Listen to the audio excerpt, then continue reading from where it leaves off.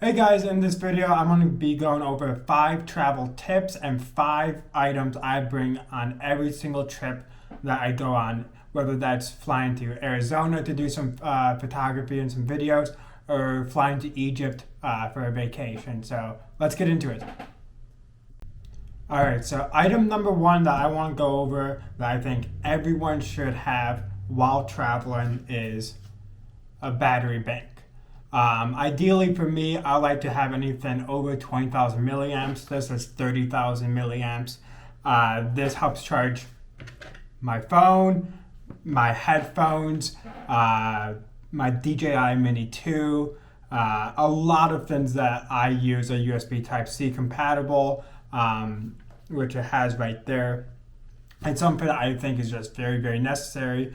When you're on these long flights, when I go from Dallas to Frankfurt and Frankfurt to wherever else, it's nice to be able to just know that I will have a full battery when I land. It's refreshing to not worry about it. Sometimes your seat doesn't have a working outlet or USB plug-in. So that's why it's nice to go ahead and just have this. You can fit into your pocket, fit into your backpack, and you're good to go. It's not that heavy, and 30,000 milliamps. I believe this phone is 5,000, so you can charge it about 6 times.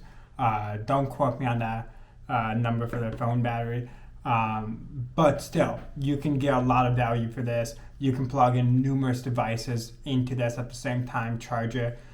So if you are a person who forgets, hey, I didn't charge my phone or my headphones, well, you can plug both in. So that's my first always go-to item to bring on a trip is a good 20,000, 30,000 milliamp battery. Down at the tray table, you can just put it there. It's really, really nice. You can use it for buses, trains, clamps on right here, and then you can put it straight upright. You can really extend this stuff out. There's a lot of flexibility within this, so if you want, you can turn this around so you can clamp it there. Now the phone's facing you. Really, really cool. This one's like only $9 on Amazon.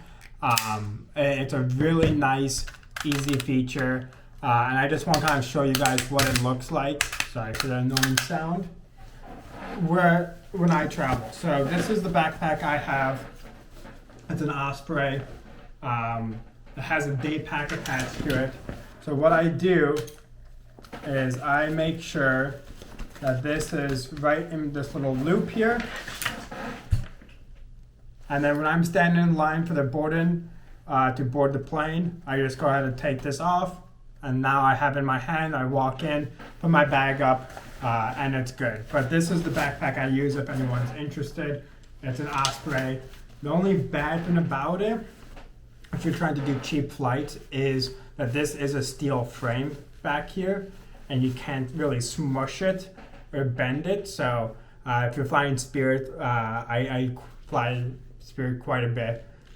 They might try and get you to pay. I don't really pay too often. I've been pretty lucky this year.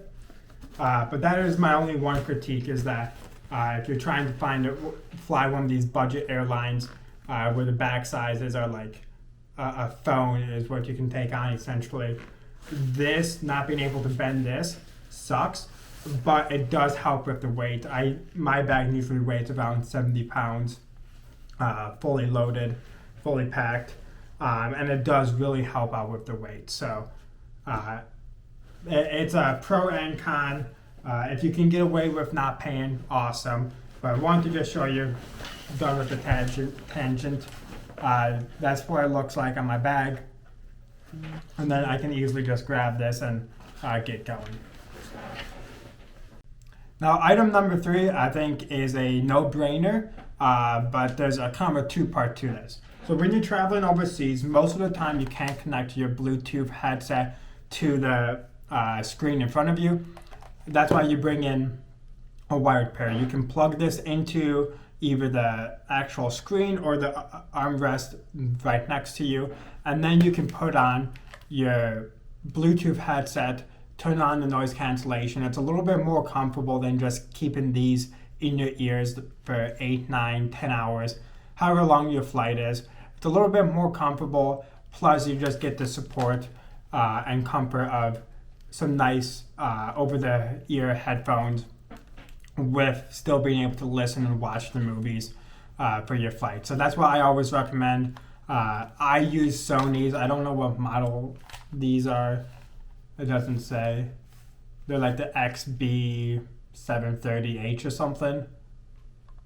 But I use Sony's. They're fantastic. I think these were like $120.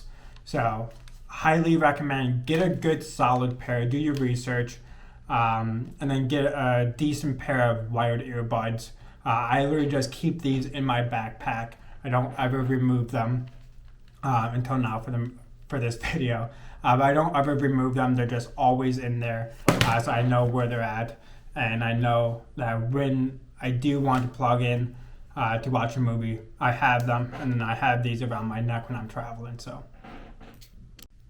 now this next item might not apply to everyone if you're not doing any kind of content creation, if you don't use a camera or a drone or anything, this doesn't really apply to you. But if you do plan on bringing any kind of camera or drone, this is going to be very applicable. Always have an external hard drive where you can dump all of your photos, videos onto this external hard drive. I've actually had it numerous times while I've traveled, just because I'm stupid. I wasn't doing this before I got this. I would reach my limit. I would try and save it to Google Drive. Not all the files would, and let's say I'm making a drone video, editing some videos, and the one clip that I wanted didn't get saved to Google Drive, and I cleared out that SD card. Well, now, I just lost out. So this, highly, highly recommend. This is a 2 terabyte that I bring with me. Again, super thin. Does not take up much space. And again, I have to keep in mind everything I do, it has to fit within my backpack. So everything I bring, everything I pack, everything I kind of travel with has to fit in this backpack. And ideally have some room to bring some stuff back from my trips. So a external hard drive, highly, highly, highly recommend. Again, this is kind of a no-brainer if you do any kind of photography or videography or content creation. But for the people who might just be getting into it, highly, highly, highly recommend this. It will save your butt. You'll be really happy. Let's say your SD card gets corrupted, you have a backup right there. Okay, item number 5 is nothing fancy. It's nothing cool. It's no tech or anything. It's just to always have a pen with you. I can't count the number of times where this has been handy for me to fill out either on the plane, entering inside of a country, or just in general, is to have a pen with you. A lot of the times when you're entering into a country, you want to fill out some information with the flight number and where you're coming from, how long you're there. This happened to me a lot in Ukraine. Needed to write down kind of where I'm at and stuff. And plus, with me flying my drone, it's nice to keep a log of what I do. So a pen is very, very, very important. If you don't have the mobile passport app, when you come back into the States, you're going to have to fill out a customs form, and you'll need a pen to do that. So don't rely on someone else having a pen. Again, easy, it's simple. Keep a pen, keep 2 on your bag or in your purse or on you, whatever. I don't keep them on me, I just keep them in my backpack. But again, this can get overlooked easily. You got your chargers, you got your clothes, you got all of that ready, and you forget a pen, and now you're waiting in line, waiting for that one pen in the airport due to COVID reasons to be able to fill out your custom forms and enter inside of the country. So highly recommend, just keep one on you, and now we'll get into the tips. Tip number 1, when traveling, especially in 2021, if you are budget oriented, look for cheaper options at the airport for transportation. There's always going to be cheaper options than a taxi or an Uber. Prime example, Peru and Ukraine are just some recent trips I've been to, or been on, I should say. Each one had buses that would take me either to a certain location or exactly where I want to go. And the buses are going to be, for Ukraine it was $1, and for Peru it was $2, $2.58 to give me a 40-minute bus ride to a park, which is 5 minutes away to where I was staying. So look for cheaper options if you are staying in a hotel or a hostel, especially the hostels. I know this, I stay in hostels. And they do airport pickups, most of them do. So ask when you book, you can message them on Instagram or just contact them. Most of them will do airport pickups. When you are going into these countries, Egypt stands out to me, Peru stands out to me, Colombia stands out to me. They will hound you when you exit the airport for taxis. They will try and point you into whatever direction they want you to. And I said in my most recent video when traveling to Peru, there's buses just right past the taxis. If you look hard enough, you will find it. They don't really advertise themselves, but if you just kind of ask around for a bus, you will be able to find it. You can also just look it up on the airport website, what kind of transportation they have, where do those go, what times, all of this stuff. If you're getting in at any normal time, besides like 11 p.m. past, you'll be able to find a bus and, that will be able to take you to your destination. Now, tip number 2 is still sticking with the airport. Never, ever, ever exchange more than $10 at the airport for whenever you enter inside of a country. You're going to get severely ripped off. The exchange prices are way off. So in Peru, if you go into the airport, I believe it's like a 4-to-1 ratio. So it's 4 Peruvian soles for $1. They might do a 2.50, maybe a 3. Same with Ukraine. Ukraine's really bad at the airport. So just make sure that you know the exchange rate and you get as close as you can. The airport will never give you a fair price. I only do it at the airport for $5 or $10 just to pay for my bus, and that's it. Otherwise, I'm keeping my money and I'm doing it at a good exchange office. And the rest of them in the countries are fair, very, very fair. I'll give the exact exchange rate. Peru was 4-to-1 all the time, wherever I went. But in the airports, they will rip you off. So just be aware of that. Don't exchange 20s or 50s or 100. Don't exchange any more than $10. Tip number 3 is just to kind of be aware of your surroundings when you are traveling, especially if it's a brand new city that you've never been to. I've been to Lima and Cusco already, so when I flew there 2 weeks ago, it was very easy for me to get around. I knew where I was going, and again, I stayed in the same area that I stayed the first time. But one thing I always do is look on Google Maps if there's a park. Remember that park name, so if you need to ask directions, hey, where is Park Kennedy in Lima? Oh, okay, it's down the road. Okay. That's a pretty famous park in Lima, the Miraflores district. But spot landmarks, kind of do mental checks of where you're at. You don't want to get lost. If you do get lost, at least know kind of where you're at. Not everyone has connection when they travel. Some people just have to do airplane mode, or they have very limited data. So make sure that you understand where you're at. Can talk about certain landmarks that will help get you back to where you're at. The last thing you want is to be lost in a foreign country. Especially me, I can't speak any other languages. So it's very important for me to understand, hey, where am I at? Where's the landmark? What do I recognize? Do I recognize anything? Okay, well now I know where to where to go to get back to where I'm at. Again, I don't really travel like that all too often. I do it about once a day. I'll try and get lost, but again, I'm kind of mapping my own way back when I do get lost, or if I take a train somewhere. Well, I know I have to get to the main train station. Like when I was in Prague, I went to Kutná Hora. Well, I know I have to get back to Prague, so that's not too hard. But make sure that you just remember some landmarks. Parks are a very good one, statues. And just take a screenshot of that on your phone and say, hey, I need to get here. And people will be more than happy to help out. So that's tip number 3. Tip number 4 is to just make sure that your cards, your debit card, credit cards work in some of these countries. When I was in Ukraine, I'm with a small credit union. They said, hey, your cards won't work there. Just a small, quick tip.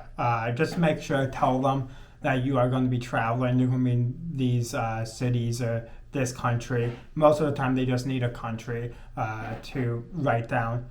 But again, make sure your bank is aware of that. And if there is something that happens, contact them right away. But again, that's a pretty obvious one, but it does get overlooked. I've done it where I just forgot. I was so excited to go, and I'm like, oh, I need to call my bank and let them know, because otherwise I don't have money. So that's tip number 4, is just to make sure that you tell your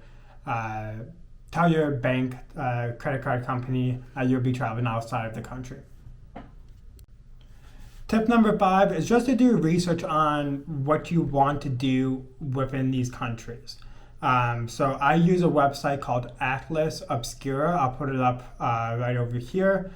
It's a great website to find more unusual, cool attractions within a country or a city.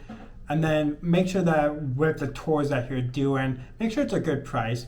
Some of these tours can be pretty expensive, and I know if you just look on Instagram or just through forums and stuff, you can find cheaper tours that do the exact same thing. So when I was in Peru, my tours that I did were like $150 total, and some of the tours on like TripAdvisor were like $130 just for the one, when I did 3 tours for $150.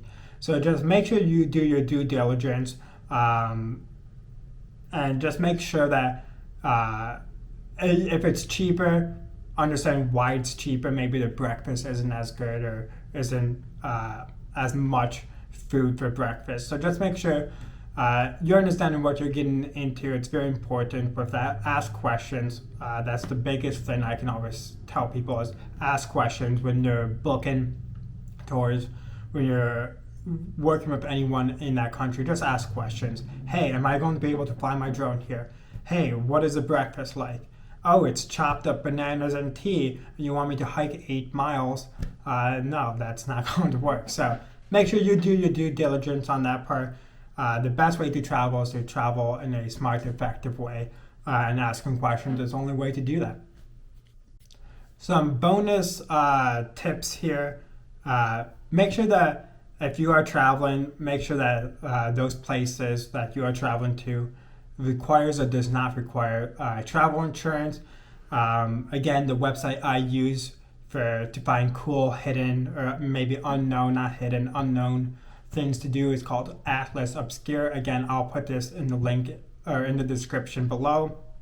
And then make sure you just have a good time. If you ever have questions about what I do, travel-wise, how I do it, Skyscanner is a great app or website to kind of see where you can travel to, what the restrictions are, quarantines, all of that stuff. I use Google Flights, I use Hostelworld, and I use Atlas Obscura, and I just plan my trips there. But if you have any questions, please comment down below. If you like this video, please like, comment, and subscribe. It means a lot, just trying to get to 50. Just kind of a hobby thing. So thank you again, and thanks for watching. I'll see you in the next video.